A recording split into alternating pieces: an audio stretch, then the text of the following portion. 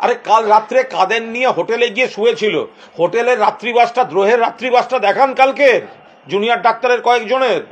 কিসের বিক্ষোভ? এটাই তো থ্রেট কালচার। কে কে এই থ্রেট এই যে কয়েকজনকে সাসপেন্ড করা হয়েছে, সাসপেন্ড তো করেছে বেআইনিভাবে, এবং সেটা কোর্ট সেই সাসপেনশন খারিজ করেছে।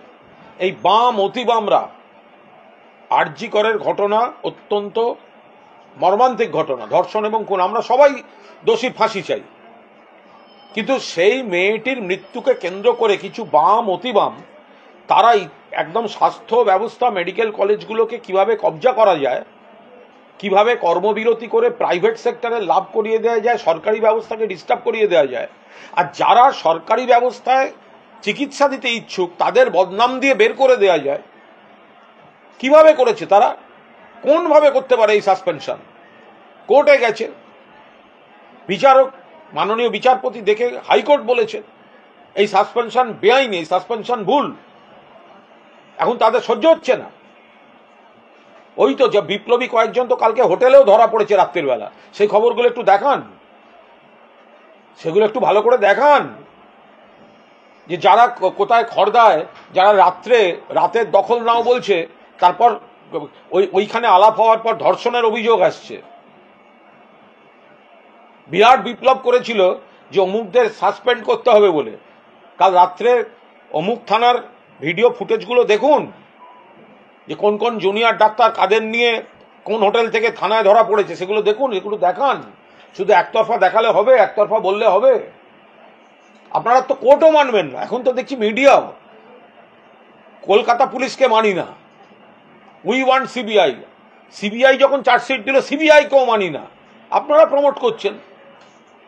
আজকে উত্তরবঙ্গে যে সাসপেন্ড করা হয়েছে, আজকে কলেজের আইনজীবীও বলছেন ঘেরাও করে রেখে চাপ দিয়ে সাসপেন্ড করতে বাধ্য করা হয়েছে।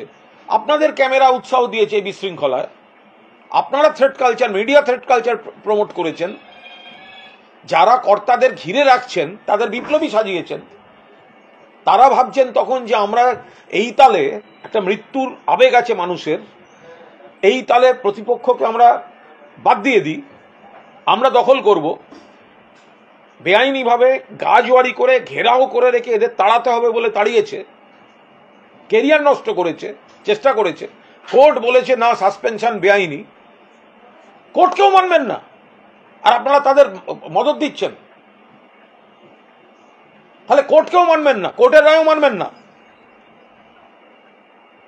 এত ছাত্র সাসপেন্ড, আপনারা ব্রেকিং করেছিলেন। সাসপেন্ড ব্রেকিং যদি হয়, কারা সাসপেন্ড করেছিল? কলেজ কর্তৃপক্ষ। আর সাসপেনশন খারিজ কে করেছে? হাইকোর্ট। কার অথরিটি বেশি? হাইকোর্টের। আপনারা বিশৃঙ্খলা প্রমোট করছেন। আপনারা যারা হাইকোর্ট কেউ মানতে চাইছে না, তাদের আন্দোলনে ক্যামেরা পাঠিয়ে আপনারা উৎসাহ দিচ্ছেন। তাহলে মিডিয়ার একটা অংশ সিবিআই কেও মানবেন না, হাইকোর্টকেও মানবেন না। আপনারা যেটা চাপিয়ে দেবেন সেইটা যতক্ষণ না সবাই মানবে, ততক্ষণ আপনারা দ্রোহ দ্রোহ দ্রোহ চালাবেন। আরে কাল রাত্রে কাদের নিয়ে হোটেলে গিয়ে শুয়েছিল, হোটেলের রাত্রিবাসটা, দ্রোহের রাত্রিবাসটা দেখান কালকের জুনিয়র ডাক্তারের কয়েকজনের। দ্রোহের রাত্রিবাস বলে দেখান, দ্রোহের রাত্রিবাস। কাদের নিয়ে গেছিল জুনিয়র ডাক্তারদের, কাদের সঙ্গে ছিল হোটেলে? থানায় গিয়ে কেন হাতে পায়ে ধরছিল পুলিশ ইয়েদের?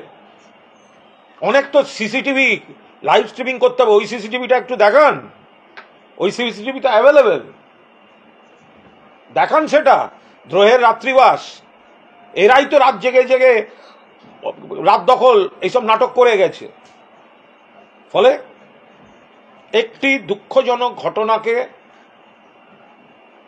ব্যবহার করে অনেকে অনেক আখের গুছিয়ে নেওয়ার উদ্দেশ্য প্রণোদিত রাজনীতি করেছে। তার মধ্যে বাম, অতি বাম এবং আরো কয়েকজনের এই হসপিটালগুলো দখল নেওয়া, মেডিকেল কলেজে দখল নেওয়ার জন্য কিছু ছেলে মেয়েকে বদনাম দিয়ে, একজন দুজন যার বিরুদ্ধে ন্যায্য কোনো কারোর অভিযোগ থাকলে ব্যবস্থা হোক। কিন্তু ওরা কর্মবিরতিতে রাজি হচ্ছিল না, ওরা পেশেন্টদের সার্ভিস দিতে যাচ্ছিল। এই অপরাধে তাদের বদনাম দিয়ে কলেজে ঘেরাও করে রেখে এখনই ওদের সাসপেন্ড করতে হবে। আর সেগুলো সব স্বাধীনতা সংগ্রামের মতো আপনারা দেখিয়েছেন। কোর্ট বলছে বেআইনি। এবার আপনারা ঠিক করুন মিডিয়া, যে ঘেরাও করে যারা সাসপেন্ড করলো তাদের লজিকটা আপনারা সমাজে প্রতিষ্ঠা করবেন নাকি হাইকোর্টের রায়টাকে দেখাবেন, এটা আপনাদের ডিসিশন।